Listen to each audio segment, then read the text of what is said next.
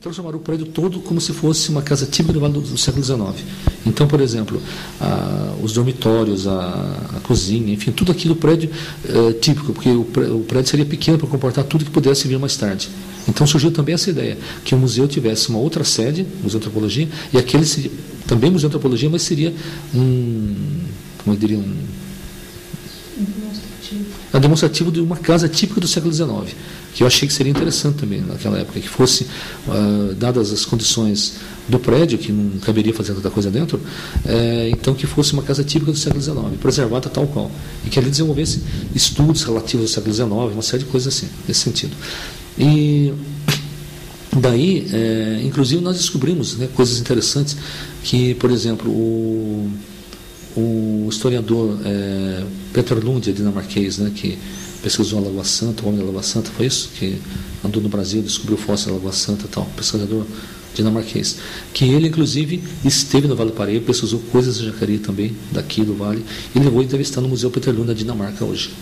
Então, nós queríamos, na época, também fazer essa leitura de mostrar, por exemplo, se o museu tivesse continuado com seus projetos, que hoje eu acho que o museu não existe tal qual foi concebido, o museu deveria pesquisar essas coisas. Por exemplo, a história do Vale do Paraíba, como esse pesquisador, importante pesquisador na história brasileira, né, entre os estrangeiros que aqui vieram, pesquisou o Vale do Paraíba, e tudo isso está onde? Na Dinamarca, essa pesquisa também, e a gente não sabe. Então, nós tivemos, na época que estivemos no museu, inclusive, a ideia de se fazer uma exposição contando com o apoio da Embaixada Dinamarca, talvez da empresa dinamarquesa no Brasil, mostrar o que seria o Peter Lund do Vale do Paraíba. Um trabalho de pesquisa mesmo, que o museu deveria fazer, que não faz mais hoje, não faz nada, não se tem mais nada de trabalho de pesquisa. Isso seria fundamental. O museu deveria ser um núcleo de pesquisa historiográfica.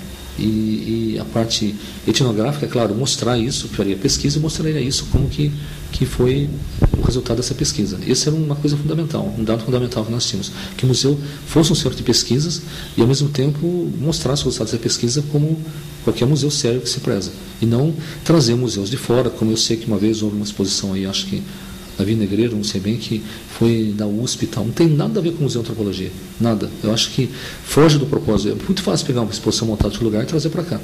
Agora, o museu deveria fazer pesquisa própria e transformar isso em aspecto etnográfico, mostrar isso para a população. Então, voltando à história do CPDOC, quando ele terminou, quando foi criado realmente, o prefeito criou a Fundação Museu de Antropologia do Vale do Paraíba. E daí o primeiro presidente que foi nomeado, eu acho que foi o Sr. Edson Oliveira Andrade, que é do cartório de registro de imóveis aqui de Jacareí. Ele foi o primeiro presidente, que eu saiba. Acho que foi ele mesmo, o primeiro presidente. E então, mas nesse período, antes ainda, enquanto o museu não estava oficializado, foram feitos trabalhos fantásticos.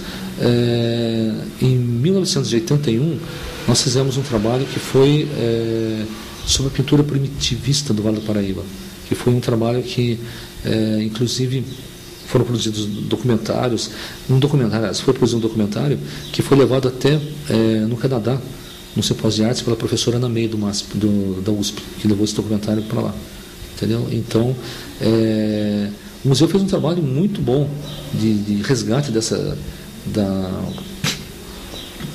cultura vale-paraibana. Então, por exemplo, a pintura primitivista do Vale do Paraíba estava dentro da antropologia cultural, né? Enquanto, ao mesmo tempo, quando se pesquisava o trabalho dos sítios arqueológicos, depois o Ademir, que veio depois, né, de mim, que começou mesmo como fundação, ele fez um trabalho muito bom na questão da arqueologia, dos primeiros levantamentos dos sítios arqueológicos. Quer dizer, isso foi um trabalho importantíssimo que a população tem que saber, que foi de onde começou tudo isso. Professor Osmar, eu gostaria que você me relatasse o que você traz na sua memória a respeito da historicidade do imóvel que hoje é o MAV, onde funciona o MAV. Como ele era denominado no período em que vocês acreditaram na ideia de que ele representava parte da história da cidade e que não deveria ser demolido? Sim. Na verdade, o prédio, na época que nós discutimos a possibilidade de se criar um museu, todos nós chamávamos de Grupão. Grupão é uma escola antiga, a gente achava que era a primeira escola, não lembro agora, a primeira escola da cidade realmente, né, o primeiro grupo escolar. E sabíamos que aquele prédio era do Coronel Leitão, havia sido do Coronel Leitão. Então, todo mundo sabia que havia sido do Coronel Leitão aquele prédio. Então, mas ninguém sabia de data, nem data de fundação, que aliás está na entrada do prédio, é 1857 que diz lá, né? Não sei se você chegou a ver. Na entrada do prédio diz lá a data da fundação da casa. E não sabíamos quando que foi transformada em escola. Posteriormente, a gente veio saber que foi em 1896 que foi transformada em escola. E daí até a época que foi entregue em 80 para ser museu, ele funcionou como escola nesse período aí. E aí uma coisa interessante de saber é que no período que foi feito o primeiro restauro do prédio, houveram vários restauros. Então, o primeiro, com o arquiteto Eduardo Corona, eles detectaram, entre as várias camadas de pintura, uma delas que do período que o prédio passou a ser escola estadual. Então havia umas pinturas que denotavam a influência positivista na escola, que eram os desenhos que se usavam geométricos, segundo os arquitetos, eles demonstravam o pensamento do positivismo, inclusive na arquitetura. Então é uma coisa interessante, quer dizer, a escola, o prédio conta os vários períodos da história, né? Então, e aí quando foi feito, isso que a gente sabe da questão da história do prédio, né, e que até 80, quando foi oficialmente dia 8 de dezembro de 80, foi entregue à prefeitura para ser o Museu de Antropologia, e em troca a prefeitura construiu um grupo escolar no quintal do que hoje é o museu, que aliás, segundo o projeto original, essa escola deveria ser um cliente preferencial do museu em termos de ação educativa com relação ao patrimônio cultural. Com relação ao jardim? O jardim, então, exatamente, o jardim do museu, a ideia que se teve é de que a escola não deveria ser uma coisa separada do museu, mas uma coisa, um conjunto integrante. A escola e o museu faziam um conjunto integrante, não uma coisa separada. Justamente por essa ideia, porque a escola deveria ser um cliente preferencial do museu. Evidentemente que outras escolas também deveriam ser, mas aquela, principalmente por estar no terreno limítrofe da área do museu. Uma ação cultural deveria ser desenvolvida com relação com os alunos em relação ao patrimônio cultural. Não apenas do museu, mas patrimônio cultural em geral. Do que a gente sabe que não foi feito até hoje. Como se encontra até hoje o museu e a escola construída, a escola Coronel Carlos Portos, construída ali atrás do museu, no espaço em que antigamente era o quintal do solar do Coronel João da Costa Gomes Leitão. Uhum.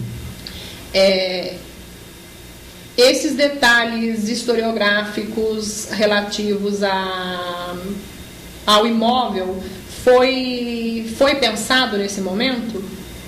Ou seja, essa absorção do espaço que era o quintal do Coronel João da Costa Gomes Leitão se tornar uma escola para receber os alunos que estudavam no Colégio Carlos Porto, que era o próprio MAV na época. Sim, uma coisa interessante é o seguinte, a Comissão de Estudos e Implantação do Museu, que funcionou paralelamente ao CEPEDOC, discutiu então que o prédio, conforme conversamos com o prefeito, o prédio do grupão, entre aspas, né, deveria ser um museu.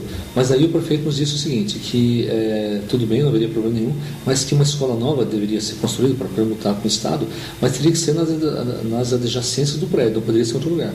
Foi daí que um membro da comissão, o arquiteto José Roberto Campos Silva, mostrou a ideia de se criar o museu, a escola, exatamente no quintal do museu.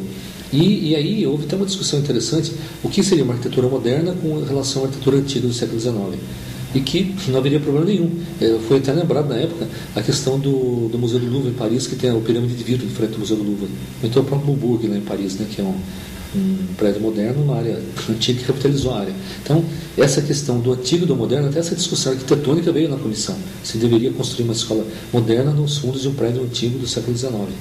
Mas aí, depois de ampla discussão, verificou-se que não havia problema nenhum. E que na verdade, a escola teria um jardim, e que não sei se ainda existe, o jardim superior, né, suspenso em cima do teto da escola, que serviria até de refrigeração para a escola embaixo, porque seria de grama, e ao mesmo tempo ele seria parte integrante da paisagem do museu. Quer dizer, quando dentro do museu você olhando para fora, teria uma paisagem muito bonita, porque preservaria as árvores, uma arquitetura muito moderna no fundo da escola, que eu sei que no fundo do museu, que foi deteriorado, depois fizeram muros no museu, na escola, também estragaram todo o projeto original da escola, que deveria ser. Então não é mais original. Você estudou na escola Coronel Carlos Porto? Não, eu estudei numa escola particular, que eu já queria que era de escola confessional, uma escola de freiras, do Externato Santa Teresinha. Então, o que vem à tua memória, do solar do Coronel João da Costa Gomes Leitão, é a partir desse período de 1977, quando tinha sido demolido o Colégio Antônio Afonso, que era um outro prédio importante, histórico, que foi demolido? Olha, na verdade não, interessante isso, embora eu não estudei nessa escola, mas um fato interessante que eu lembro disso aí é que a festa da minha primeira comunhão, que foi no dia 12 de maio de 1957, foi nessa escola. O café da manhã, depois da missa, foi nessa escola aí. Foi a primeira vez que eu entrei nessa escola. Então, dia 12 de maio de 57. Olha, de 57, ou seja, 20 anos antes. Né? Interessante isso. Foi a primeira imagem que eu tinha daquilo. E embora eu não estudei lá, mas todos nós sabíamos que ali era uma escola antiga, mais antiga da cidade, mais tradicional. Então, e mesmo eu não havendo estudado lá, não tendo estudado lá, eu tinha aquilo como referencial importante para a cidade. Era uma escola e você importante. Se lembra do interior? Lembro. Do imóvel? Lembro. Você pode me falar alguma coisa a respeito? Como era o interior do imóvel? Eu lembro. Lá em cima, por exemplo, onde hoje, não sei se ainda tem um salão grande, no fundo, lá em cima, no último andar, né? Onde tem um salão grande, havia uma sala que era do diretor, do Mário Moraes, e que, segundo o Eduardo Corona, aquela sala não fazia parte do projeto original da casa. Foi criada posteriormente. Então, foi demolida essa sala aí. Eu lembro da sala do diretor, lembro das salas de aula. Quer dizer, basicamente eram salas de aula e a sala do diretor, né? Eu lembro disso. Entendeu? Então, as salas de aula se localizavam onde? No prédio? Haviam salas de aula embaixo e em cima também. Entendeu? E tanto que no projeto museu nós deixamos. A ideia era que a primeira sala, entrando à direita, a primeira sala no térreo, seria um memorial da escola, onde deveria contar o que foi a escola. Então, deveria ser exatamente o memorial da escola. Era um projeto original, constava isso aí. A sala ali seria o memorial da escola. Seriam as várias leituras do prédio. Que é um ambiente no museu atual que não existe mais. Não existe. Que foi desmontado praticamente. Me fala um pouco sobre a criação dessa sala, a ideia da criação dessa sala, que trazia as lembranças da casa enquanto escola Coronel Carlos Porto. Exatamente. O projeto original do museu ele constava disso. O prédio, na verdade, discutia-se muito a questão da leitura do prédio.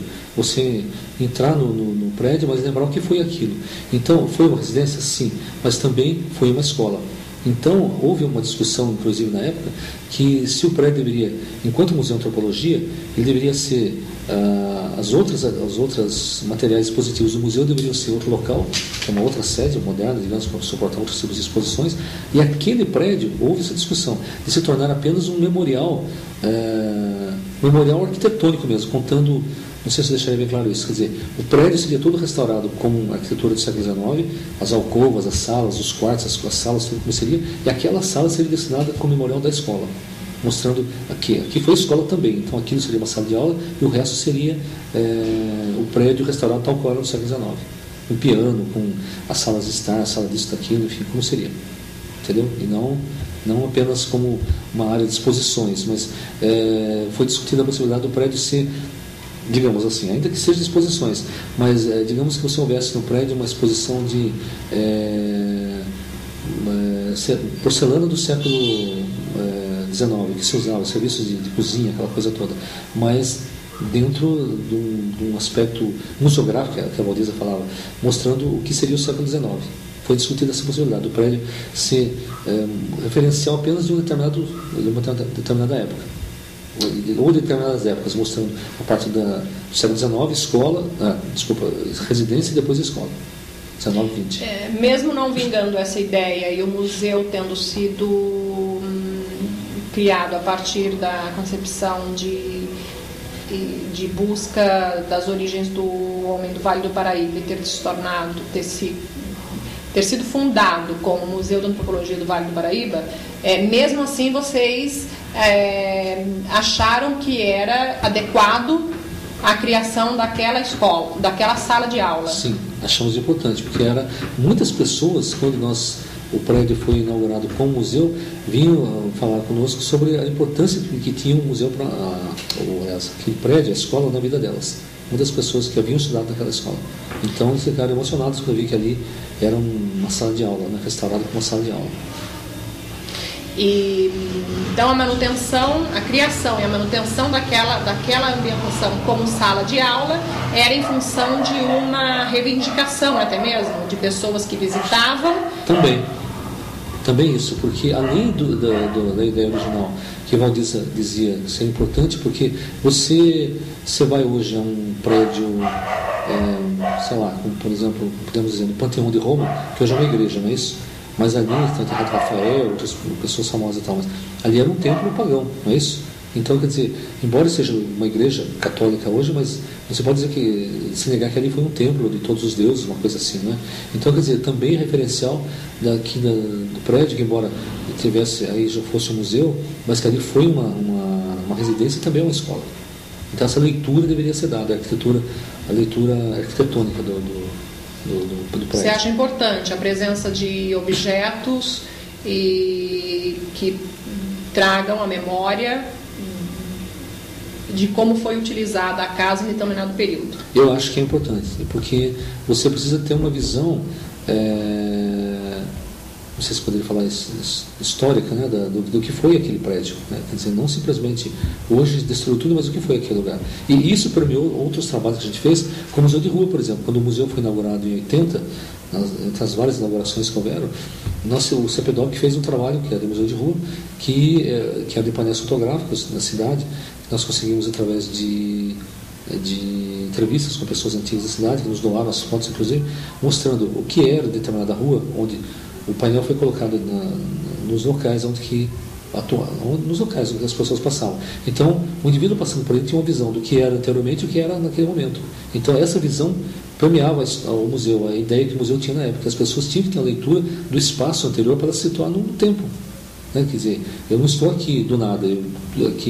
Esse espaço que eu estou ocupando hoje já foi uma coisa importante no passado, que foi isso. Essa visão que o museu não tem hoje. Eu acho que a visão do patrimônio que a gente queria incutir na população era uma visão importantíssima de mostrar que você tem que respeitar o patrimônio. Ninguém veio do nada, do acaso.